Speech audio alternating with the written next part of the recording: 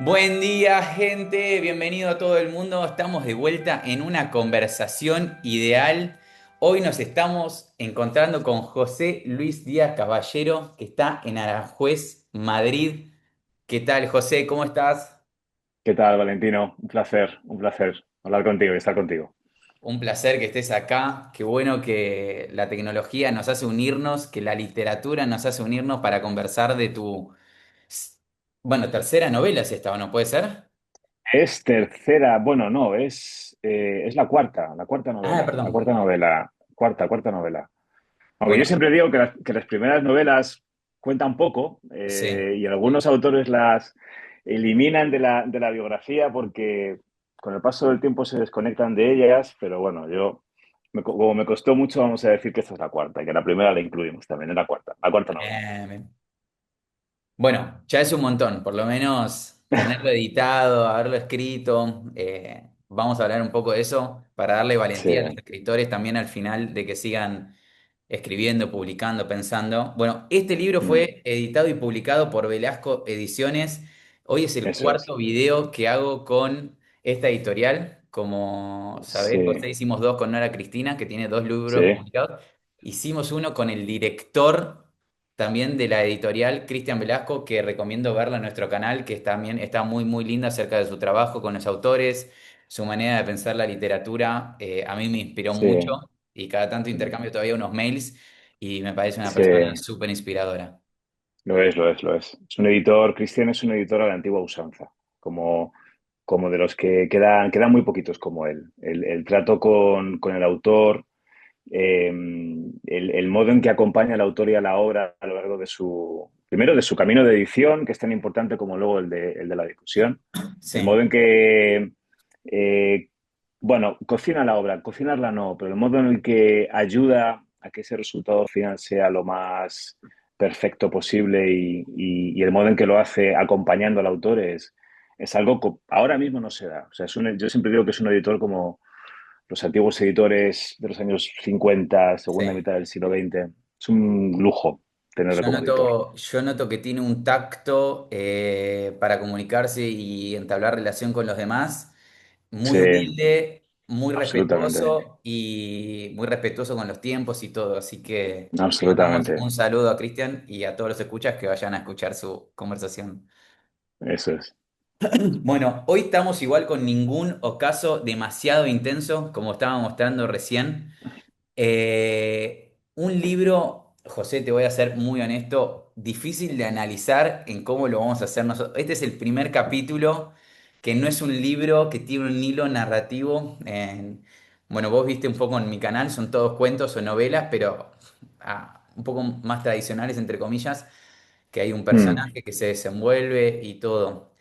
Yo creo que este libro hoy va a ser una conversación más filosófica incluso que literaria, me parece, sí, porque igual exacto.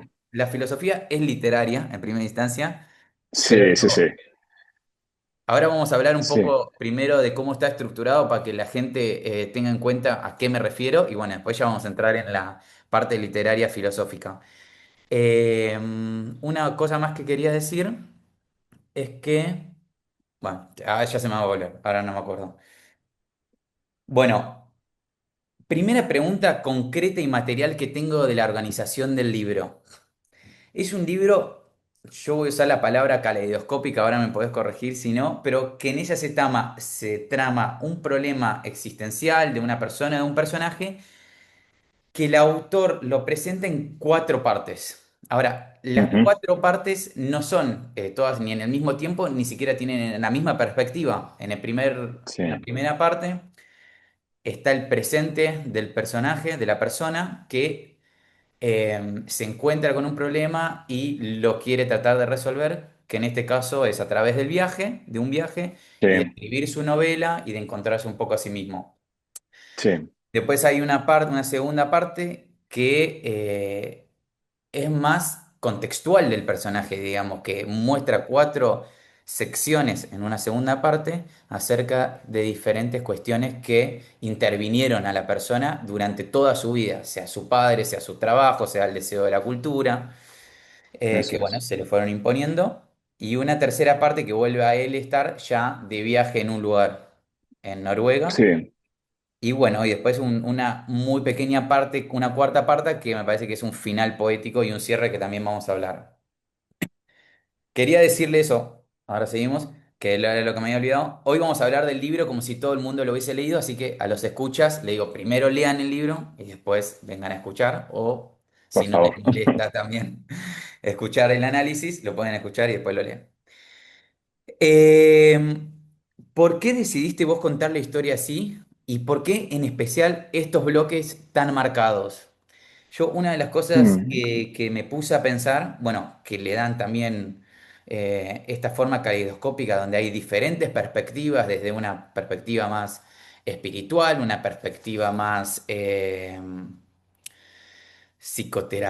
no sé, algo como trabajar la conciencia, sí, trabajar el yo.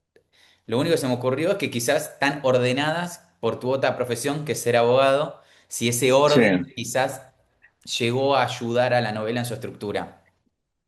Bueno, no estoy seguro de que ese orden, vamos a decir que el orden legal o el orden de, bueno, sí, esa visión tan racional que se nos impone a los abogados a la hora de abordar un conflicto, me influyera por lo menos de una manera consciente. Y tampoco sé muy bien, y yo creo que esta es la magia del proceso creativo, por qué terminó imponiéndose esa estructura. Los escritores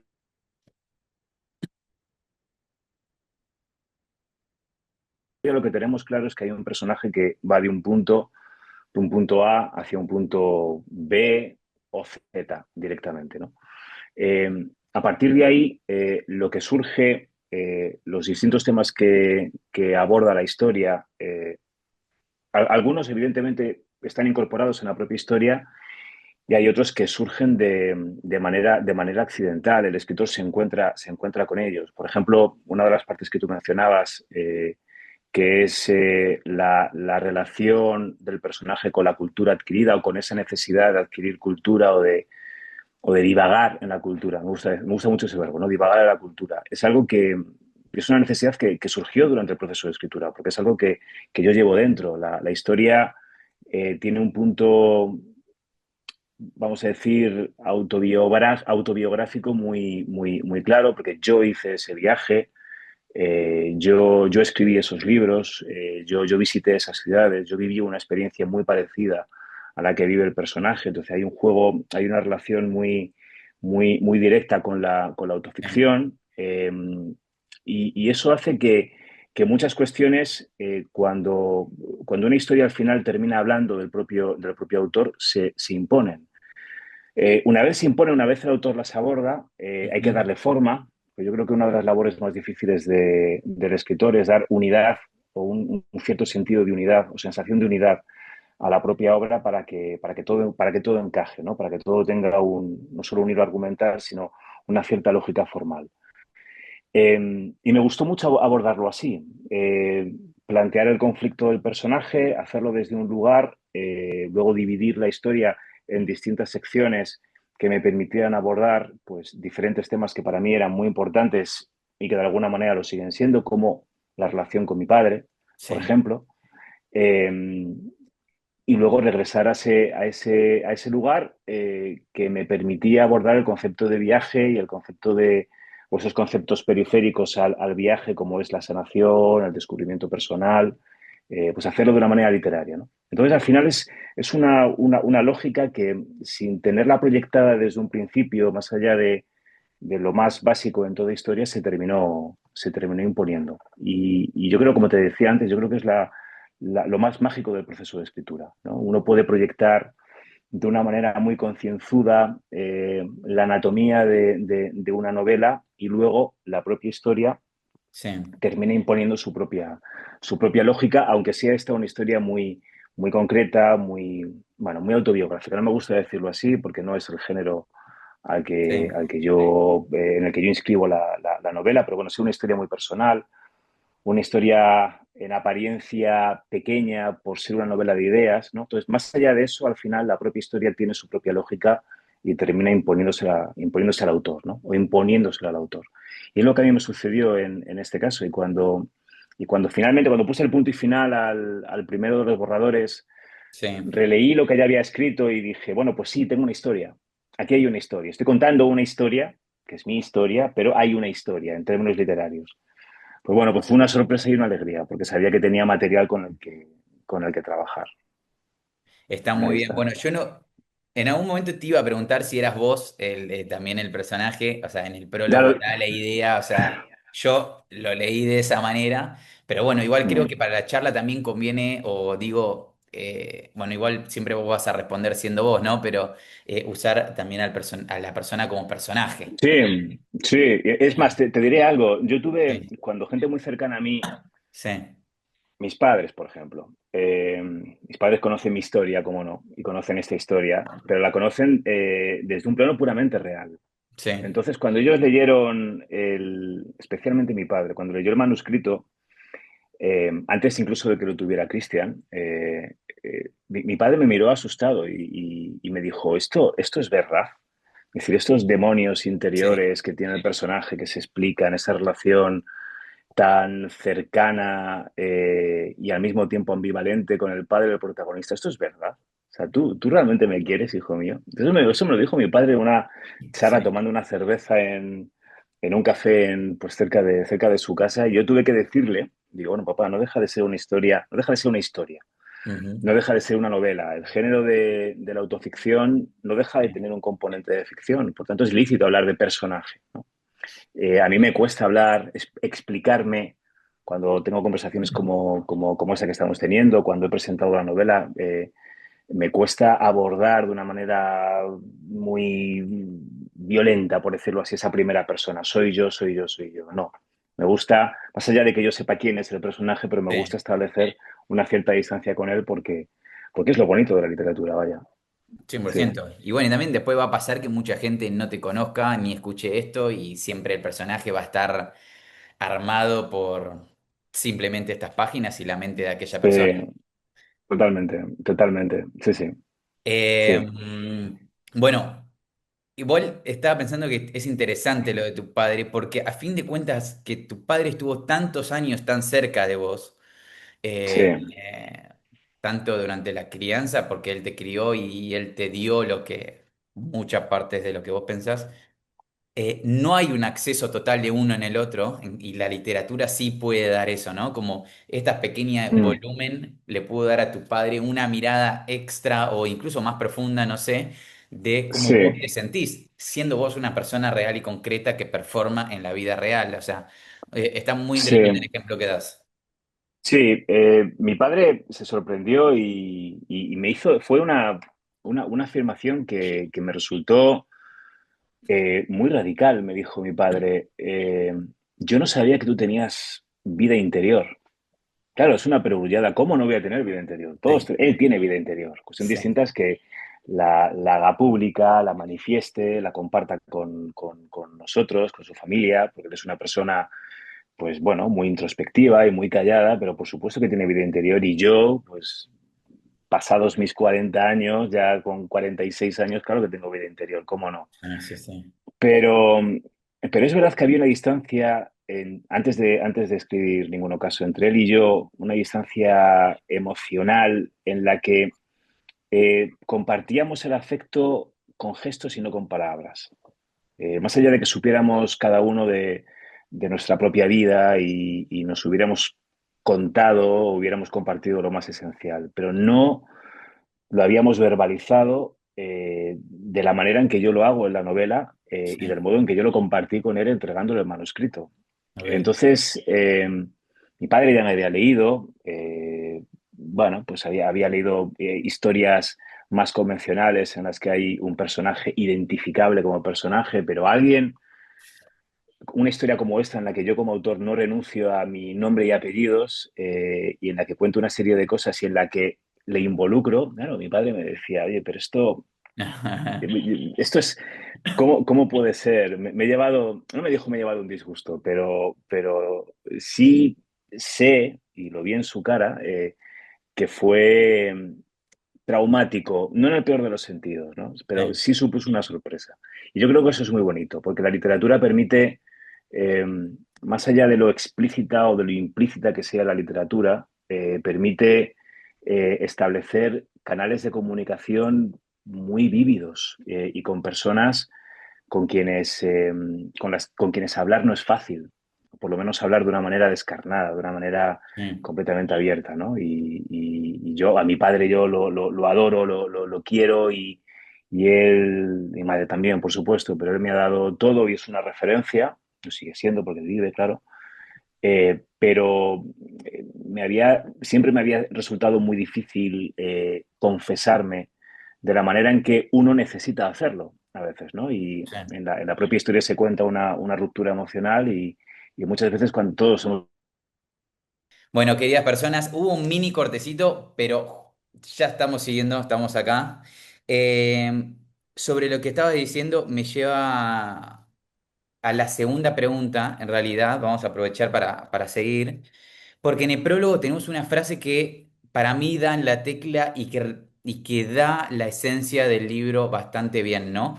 En un momento dice que tu viaje y tu historia y tu búsqueda era un acto desesperado e insensato, pero lleno de verdad, decía. Sí, eso es, eso es. Yo creo que esa frase da en la tecla de la esencia del libro, en el sentido de que yo lo que me puse a pensar, y también me voy a apoyar en la frase que tiene acá el libro al principio de Alejo Mm, Carpenter que dice, entre el yo presente y el yo que hubiese aspirado a ser algún día, se ahondaba en tinieblas el foso de los años perdidos, del libro Los Pasos Perdidos de Alejo Carpenter. Justo leí el libro y yo tengo una biblioteca y dejaron un libro gratis de Alejo Carpenter. Bueno, Carpentier. mm, Eh, esta frase a mí me sirvió mucho también para seguir un poco con el análisis del libro antes de esta conversación. Me quedaba pensando que aquel abismo que existe entre el yo actual, el que vive, que existe en la realidad, y el yo ideal, está la diferencia entre lo concreto, o sea, el yo actual tiene lo concreto que tiene que negociar sus deseos, sus espacios, sus imposiciones con el mundo que lo rodea. Y por otro lado está el yo ideal, el yo que está tejido de pensamientos idealizados y deseos puros, sin contradicciones, y que está esculpido en el panteón de nuestra propia imaginación, digamos. eso es, eso es. Bueno, este yo ideal lo tenemos todos y está fundado por las herramientas encima más lujuriosas de la cultura, del capital, de una cultura que lo ensalza, ¿no? A mí me parece que realmente la búsqueda o la búsqueda dentro del libro trata de acercar a aquellos yo, Sí, acercar un sí, poco a través de la vivencia del yo concreto y real, a través de un viaje por Noruega, de encuentro con personas en festivales o en aeropuertos, o incluso chocarse con la geografía real de aquellos autores que el yo idealizado le gustaría ser, es un sí, poco acercar ambas cosas, porque es, bueno, un poco como decía Nicanor Parra, bajar el Olimpo a la tierra y de esa manera mm, ese abismo hacerlo un poco más pequeño. Ahora, sí, yo creo que la lectura más filosófica acerca de esto, porque, bueno, ahora estoy muy influenciado que estoy estudiando la Biblia, pero en cada acción o cada tiniebla o oscuridad que envuelve nuestro espíritu, mm, o sea, aquella nebulosa que la cultura nos imprime en nosotros para crear nuestra personalidad,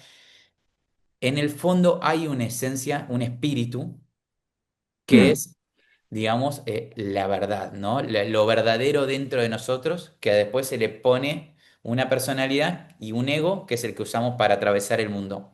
Ahora, sí, estos actos desesperados e insensatos, como dice el prólogo, es una búsqueda de ver el espíritu desarrollarse en esta búsqueda. Y en ese, me parece, en ese atravesar un Noruega en tren, encontrarse con un desconocido, el espíritu vuelve a tomar aire, a agrandarse un poco, a sacar la curiosidad vital mm, y la pulsión de vida de cada uno. Y me parece que ahí están esas luces de verdad que el mm, libro trata el personaje trata de buscar y el libro trata de representar. ¿Está bien? ¿Puede ser que venga por ahí la sí, lectura o es medio cualquiera? sí. No, no, no, no, es una lectura muy, muy acertada. Me gusta mucho tu cita de Nicanor Parra, porque, claro, uno podría pensar, yo lo pensé cuando escribí la novela y yo como escritor, cuando inicié ese viaje, también, bueno, abordé esa idea, ¿no? ¿Qué hacer con el yo ideal y con el yo real? La duda era, ¿tengo la posibilidad de acercar el yo real al espacio natural del yo ideal? Se trata de, como decía Nicanor Parra, rebajar el cielo del Olimpo a eh, colocarlo a ras de tierra, o existe un espacio intermedio entre esos otros Sí. dos espacios, ¿no? Un espacio ignoto, por decirlo así. Yo no tengo la respuesta, no tengo la respuesta a eso, pero es cierto que en esta historia el yo ideal al comienzo de la novela es tan importante como un lastre, porque es un lastre. El yo ideal, hay una, hay un concepto que se aborda en la novela, que es el concepto de la aventura, que de alguna forma se redirige por caminos literarios.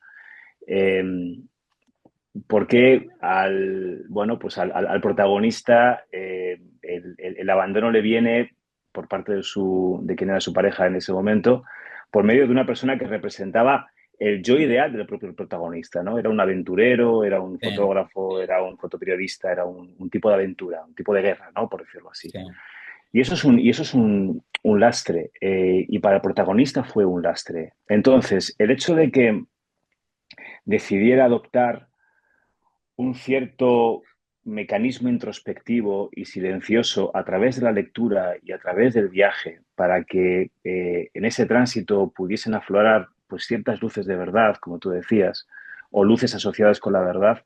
eh, Ahí había una necesidad.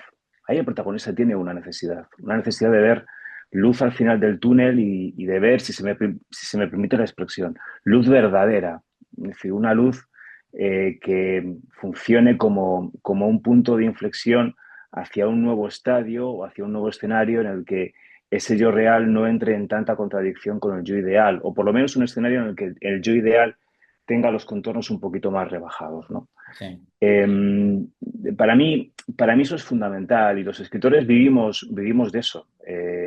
Los escritores tenemos un ego superlativo y buscamos unos ciertos caminos hacia la trascendencia, que chocan de una manera muy directa con ese yo real, mucho más doméstico, mucho más pedestre, mucho más simple, mucho menos aventurero, eh, de lo que ese yo ideal representa. Y Sí, sí. yo te diré que el protagonista emprende ese viaje sabiendo incluso que Noruega no es el destino más aventurero, es decir, no es el destino asociado de una forma natural a ese yo ideal, al que él se ata mentalmente, porque, bueno, lo que buscaba el protagonista es viajar al Congo.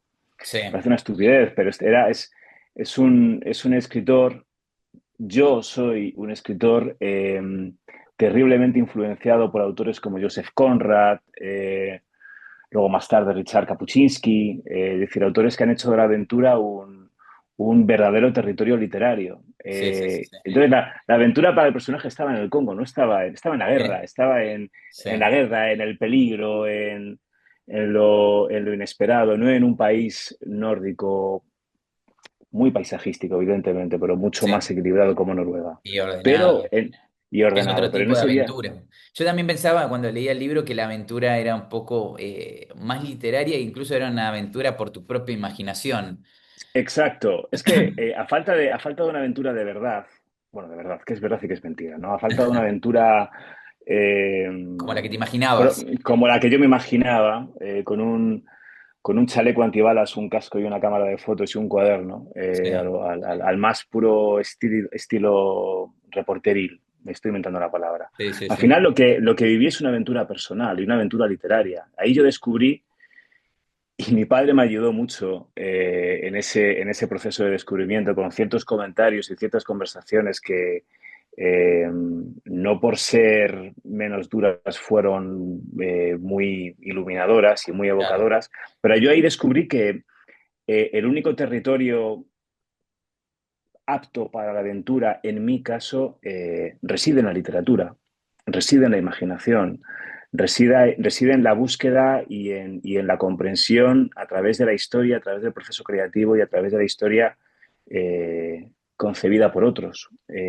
Por eso es una novela muy literaria, porque habla de literatura, porque la literatura es una especie de camino hacia la salvación, más allá del viaje físico, ¿no? Hay un viaje también dentro de lo literario y hacia lo literario que al personaje, bueno, pues al final termina siéndole no solo revelador, sino básico en ese proceso de sanación Sí. y a mí también para mí también lo fue, ¿no? Entonces, yo estoy muy de acuerdo con eso y está muy bien que, evidentemente, que ese yo ideal de vez en cuando, bueno, pues grite o nos grite o ejerza como señal de advertencia, pero también en nuestra responsabilidad está el rebajar su ímpetu y su furia y contextualizarlo y acercarlo a ese terreno real mucho más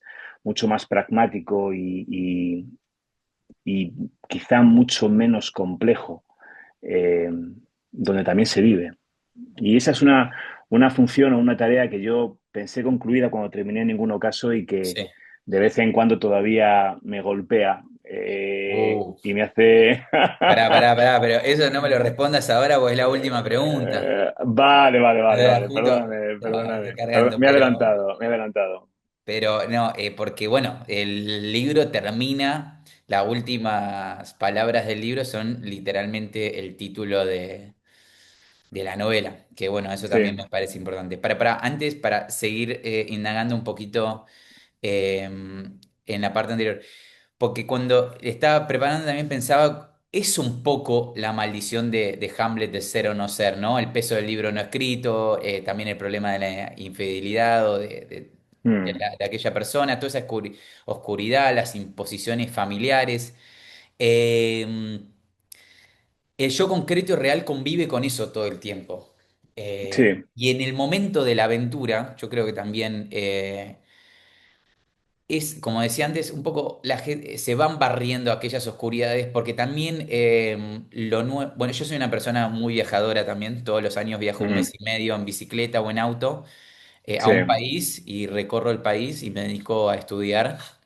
eh, mm, y entonces simpatizo con la idea de aventura en el sentido de que ese mes y medio que estoy a solas, encima mm, tengo reglas muy rigurosas con el uso del celular, pero que sí me gusta mucho relacionarme con la gente que me voy encontrando en el camino. Y en ese sí, momento de encontrarte vos con el paisaje nuevo, con el paisaje desconocido, con que aquella noche que vas a apoyar tu cabeza en una almohada, tenés una almohada diferente. Son pequeñas cosas que desacomodan y tienen que sí o sí sacarte la neblina de los ojos, ¿no? sí, De sí, algún, y sí, eso te va dando pequeñas luces. Entonces yo pensaba si la aurora boreal que llega en un momento donde el tren llega a un lugar lejano, a un lugar donde yo no estuve justo en Noruega, pero me imagino un lugar bastante desolado en el sentido que hay poca gente, hay poca ciudad, hay poco ruido, hay un orden sí, estructural establecido que es, bueno, para mí, para los latinoamericanos, es avasallante por momentos. Aquella aurora boreal tiene que ver también con la limpidez y la claridad de la mirada, no de la vista, sino de la mirada existencial a través de, bueno, esto que digo, ¿no? De viajar y limpiar. sí, sí. No sé Fíjate, si mencionas Dios la es un aurora. símbolo de eso, digamos, más o menos. Puede serlo. Siempre en esos procesos introspectivos, digamos que hay una cierta eh, querencia por indagar en el misterio. A mí siempre o sea, más allá de mi religiosidad o no, siempre me ha interesado mucho vamos a decir, esa dimensión más, esa dimensión espiritual que conecta con otras muchas cosas, ¿no? Y que enlaza con preguntas que nos estamos formulando constantemente. Y esa indagación se da en momentos, bueno, pues en los momentos más complicados, en momentos en los que uno está viviendo una crisis. personal, de valores, literaria, creativa, familiar, laboral, en fin, de muchos tipos, ¿no? Y la aurora boreal es un ejemplo. Digamos que la historia de la aurora boreal tiene dos caras. Una es la cara real. Yo en ese viaje vi una aurora boreal en el momento y en el lugar más inadecuado. Ese viaje se produce en agosto, a mediados de agosto. Yo vi esa aurora boreal justo en el centro del país. Las auroras boreales se ven en noviembre o en diciembre o en enero y en otro lugar mucho más cercano al círculo polar ártico, es decir, no estaba en el lugar adecuado ni Sí. en el momento adecuado. Y sin embargo vi la aurora boreal. Claro, yo lo primero que me pregunté es, ¿estoy viendo realmente una aurora boreal? ¿Es una aurora boreal? Y tanto si la respuesta era un sí o un no, el hecho de pensar que la estaba viendo, incluso el hecho de saber que la estaba viendo, ya me servía. Es decir, el hecho de yo poder ver una aurora boreal en un lugar en el que no podía verla, significaba que yo ya estaba preparado para mirar mi propio camino de una manera mucho más relajada, mucho más pausada, mucho más luminosa que la que estaba empleando antes. Eh, si realmente era una aurora boreal en ese lugar absolutamente incorrecto, significaba que ese tipo de milagros, de situaciones, en fin, de accidentes cargados de belleza Sí. son posibles. Por tanto, siempre existe lugar o un espacio para, no voy a decir para la esperanza, ¿no? Porque eso suena muy manido, pero sí al menos para saber o para tener la certeza de que un cambio de rumbo es posible.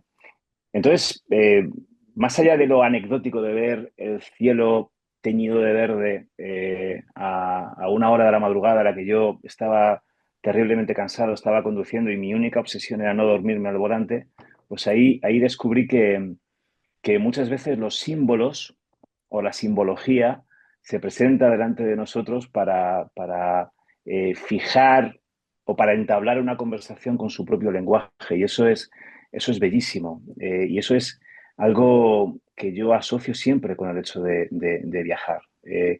Solo viajando de forma pausada podemos aprender el lenguaje del propio viaje y el lenguaje de los lugares y los símbolos adheridos a esos lugares. Y esa es una de las enseñanzas que me dio el viaje o que me da el hecho de viajar cada vez que puedo, ¿no? Todo viaje impone unos ritmos y unas pausas que necesariamente conducen o te conducen hacia ti mismo. Y para mí eso es básico. Y la literatura también es un viaje, y el proceso de Sí. escritura también es un viaje. Pero el viaje físico como tal, para mí representa todo eso. Hay un proceso de autolimpieza, autodescubrimiento y autoafirmación con todas las relatividades sabidas y por haber, por supuesto, pero que para mí es importantísimo. Fue importantísimo y lo sigue siendo, claro. Sí, Es que las trayectorias de uno se apoyan sobre símbolos y signos y objetos y espacios que se van abriendo en la vida de uno, ¿no? Y eso también sí, detectarlos, quererlos, amarlos, para bien o para mal, como dijiste vos recién, es lo que construye, me parece, un poco la profundidad de absolutamente. nuestra existencia, de nuestra vida, de nuestros momentos. Absolutamente. Yo creo que es algo que nos tenemos que imponer.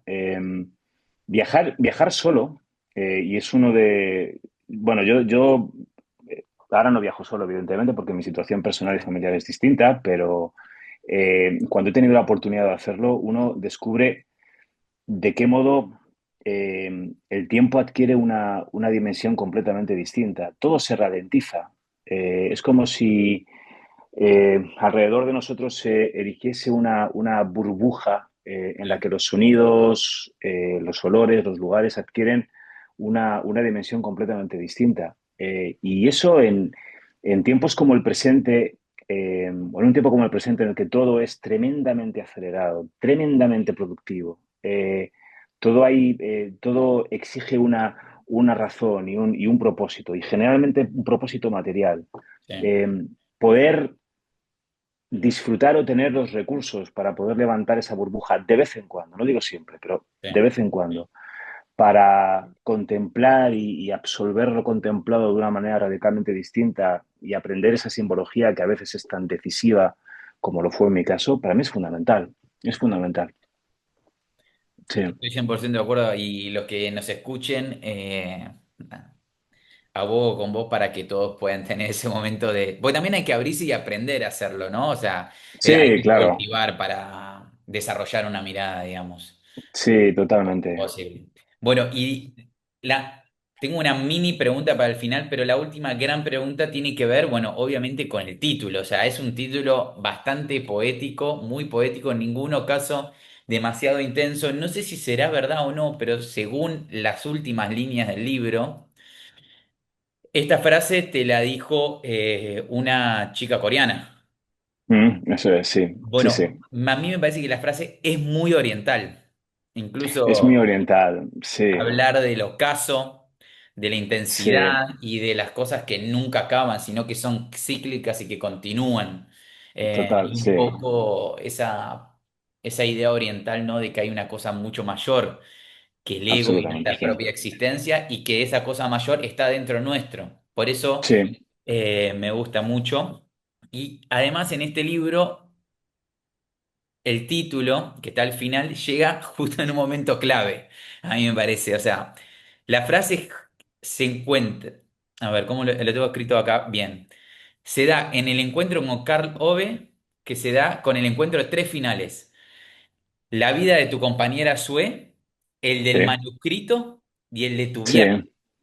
exactamente, sí, O sea, sí, y sí, esos tres finales, esas tres muertes de una trayectoria se da en el momento que a la misma vez te encontrás con la persona que tanto te inspira a vos para escribir, exactamente, Karlove. sí, sí, eso es, eso es. Es algo muy simbólico. A veces se dan triples coincidencias o cuádruples coincidencias, o coincidencias Sí, múltiples, vaya, que adquieren un significado y una relevancia absoluta. Mi propio descubrimiento de Darlove, cuando antes hablábamos de los símbolos o del encuentro fortuito con ciertos símbolos, fue un símbolo para mí. O sea, yo descubrí por azar o por accidente a Karlove Knausgaard y accedí a su obra también por accidente, pero de una manera completamente frenética. Y fue uno de los detonantes del viaje. Karlove, con su, bueno, con el modo en el que él cuenta su propia vida, en el que él novela al más puro estilo prusiano, pues toda su existencia desde el comienzo. Él comienza con la muerte de su padre, pero bueno, hace un recorrido desde su nacimiento hasta, pues hasta la publicación, creo que del segundo manuscrito de ese volumen. Eh, el modo descarnado en que lo hace, comparado con mi incapacidad en aquel momento por escribir sobre ciertas cosas y de poner nombres y apellidos o rostros a situaciones sobre las que yo necesitaba escribir sí.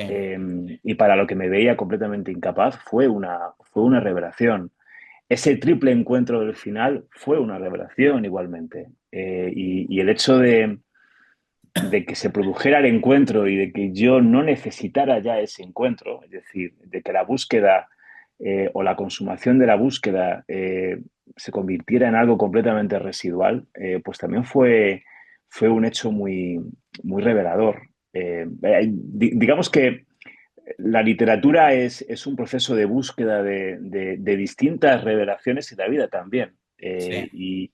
Y en ese caso, el final de la historia se dio o coincidió con el final de un periplo o de un viaje que yo necesitaba concluir y que realmente concluí. Entonces, es algo muy simbólico y al mismo tiempo muy bonito, que para mí eh, tamiza la historia de una manera muy particular y muy bella. Yo creo que Y la muy persona bella. que te lo dijo, la frase, supo entender bastante, muy bien el viaje, pero Sí, también los viajes humanos, ¿no? Porque voy a lanzar mi lectura sobre el título y su lugar en el libro, sí, pero creo que realmente tiene que ver con la idea de que no hay un final de ciclo que pueda acabar con el espíritu de un hombre que lucha por sobrevivir. O sea, Mm, funciona igual que un brote de una planta, ¿viste? Que pensás que está por morir y si la seguís regando, la seguís cuidando, como la primera escena de la última película de Tarkovsky.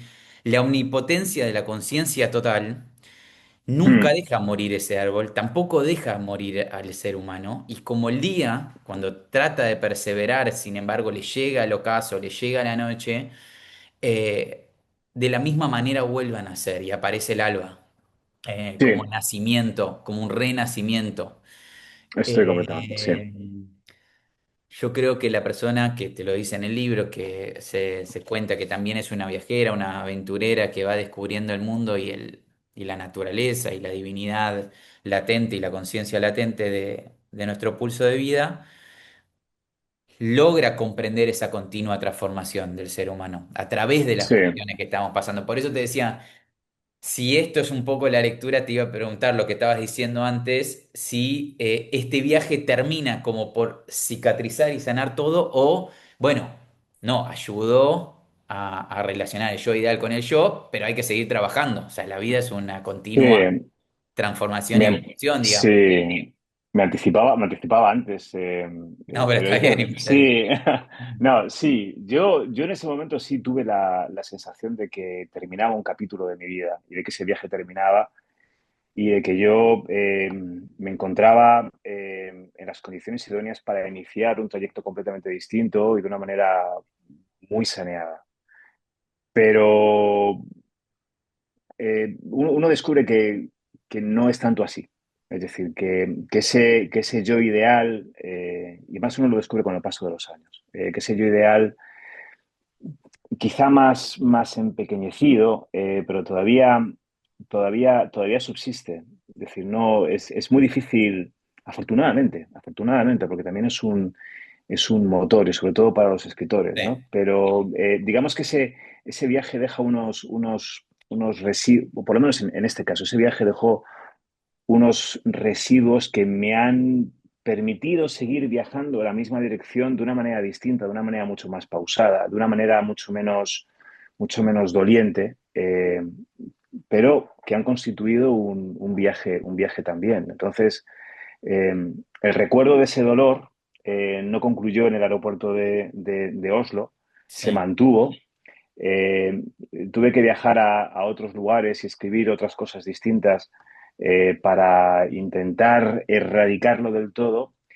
Y esa apetencia de aventura tan asociada a mi yo ideal, pues de vez en cuando levanta la mano y aún a día de hoy me sigue diciendo, oye, acá estoy. no sé si lo sabes, pero hay un lugar llamado República Democrática del Congo que no Sí, te ha llamado para nada, pero ahí está, de vez en cuando el libro de Conrad sí, cae de la librería como si estuviera pidiéndome atención.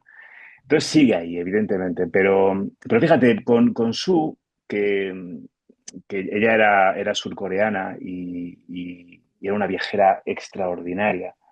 Sue sabía que, al menos desde un punto de vista físico, el ocaso iba a tener un punto y final para ella, ¿no? Y aún así, ella creyó en esa frase. O sea, creyó y creía en ella. Y además con una dimensión espiritual que a mí siempre me pareció sobrecogedora. Y para mí fue un aprendizaje, no solo fue para mí un título maravilloso de novela, porque tiene un punto poético que enlaza también con mi gusto por la poesía. Me gusta mucho leer poesía y escribir poesía, porque creo que es una de las fuentes de alimentación básicas de cualquier prosista. Pero sí tenía muchos significados esa frase. Los tuvo en ese momento y todavía a día de hoy, cuando pienso en el título o cuando lo recuerdo, recuerdo el modo en que me lo dijo, incluso el modo en que entendió perfectamente, tú lo has sí. dicho de una manera muy, muy, muy certera, el modo en que ella entendió con 4 palabras el viaje que estaba haciendo. Y fíjate, el modo en que ella dio preferencia a mi viaje cuando nos encontramos en la Sí. ciudad de Tromsø, allí en Noruega, dio preferencia a mi viaje frente al suyo. Y el suyo era un viaje infinitamente más grandioso que el mío, ¿no? Y movido por necesidades y por apetencias mucho más lícitas que las mías. sí, Y aún así, yo recuerdo, nos recuerdo a los dos tomándonos una cerveza y una cena, el modo en que me dijo de una manera completamente gratuita y generosa, cuéntame, te escucho. Y no nos conocíamos sí, prácticamente, sí, ¿no? sí, sí, Habíamos tenido una conversación de 5 horas de autobús nada más, ¿no? En la que transitamos por lo más pueril, por lo más, en fin, por lo más innecesario, hasta que llegamos a un momento en el que ella me dijo, bueno, pues ahora cuéntame de verdad. A mí eso me parece maravilloso y cuando se da es algo precioso, muy bonito. me encantó. Bueno, a todo el mundo le recomiendo que lea el libro Ninguno caso demasiado intenso de José Luis Díaz Caballero, perdón. ¿Dónde lo conseguimos en Madrid, en España? Para la gente que nos escuche desde ahí, desde la editorial de Velasco.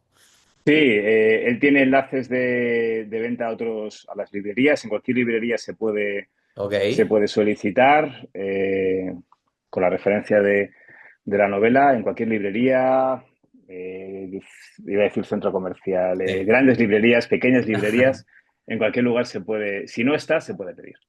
Bueno, yo tengo el mío acá que estoy esperando que lo vengas a firmar para cuando vengas a Eso Argentina.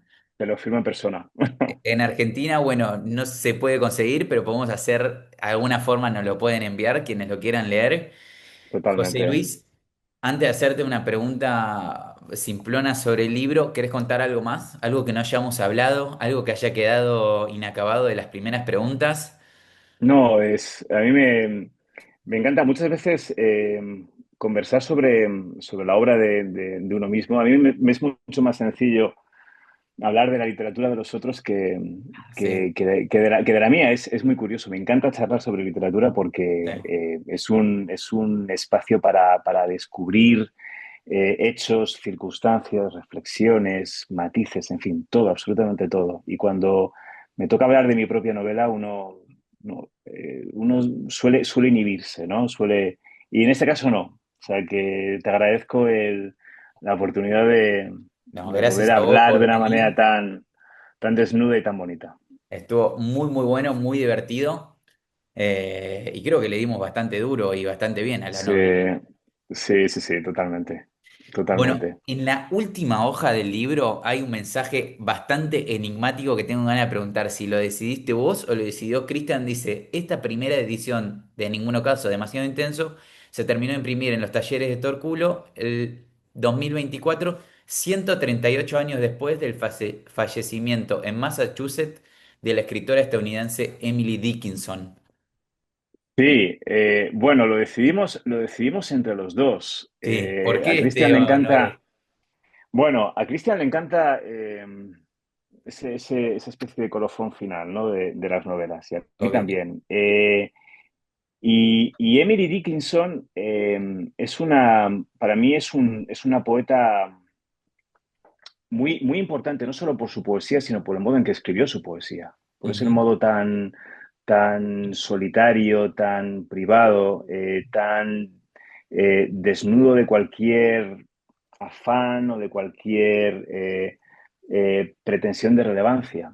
Y yo creo que es algo que los escritores de vez en cuando olvidamos.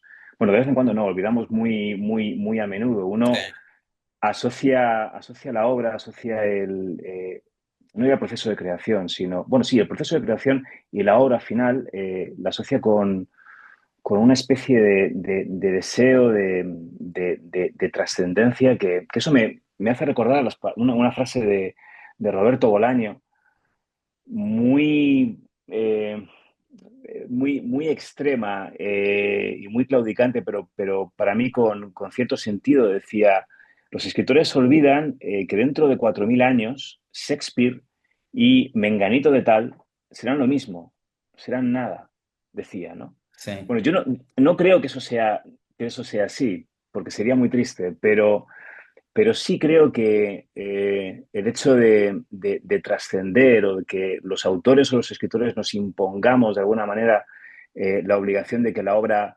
impacte o trascienda, choca con esa soledad tan enriquecedora que se asocia al proceso creativo. Y Emily Dickinson fue un ejemplo. Ha habido otros muchos ejemplos, o hay otros muchos ejemplos en la historia de la Exacto. literatura, ¿no? Pero Emily Dickinson para mí es muy, más allá de su poesía, es un ejemplo muy paradigmático. Y como coincidía, pues dije, Cristian, ¿qué te parece? Sí, me dijo, perfecto. Vamos a Vamos. asegurarnos de que efectivamente falleció Sí. este día o se da esta nomástica y la incluimos. José Luis, muchísimas gracias por esta conversación ideal. Gracias a ti, Valentina. Cualquier persona que esté escuchando esto puede escribir en los comentarios preguntas. Yo me voy a encargar de llamarlo a José Luis, decirle, por favor, contestame esto. Podríamos grabar otra en el futuro respondiendo las Sin preguntas, los problema, comentarios, sin problema. Yo que encantado. nos encantaría. Muchas gracias, José Luis, de vuelta. Y A ti. bueno, muchas gracias a todos los que están escuchando. Nos vemos en el próximo capítulo. Un ¡Chao! placer. Chao.